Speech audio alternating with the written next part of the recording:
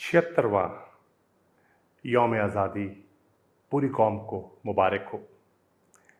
तहरीक इंसाफ मुल्क की सबसे बड़ी जमहूरी और मुहिब्बे वतन जमात होने के नाते आज पूरे मुल्क में शायान शान तरीके से जश्न आज़ादी की तक़रीबात रसूमात में शामिल होने का इरादा रखती है।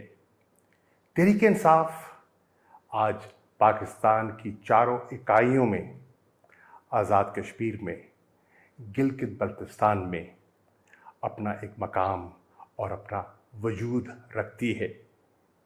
मुझे यकीन है कि तमाम पाकिस्तान के तहरीक इंसाफ के कारकुनान पाकिस्तान का झंडा बड़े फ़ख्र से अपने हाथ में थामे और अपनी जमात की शनाख्त को उजागर करते हुए पूरे मुल्क में जश्न आज़ादी जोश व खरोश से मनाएंगे।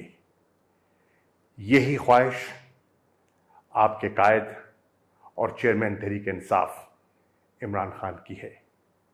जिंदा कौमें अपना जश्न आज़ादी शायान शान तरीके से मनाती हैं और मुझे यकीन है कि ये यौम आज़ादी भरपूर तरीके से पूरे पाकिस्तान में मनाया जाएगा।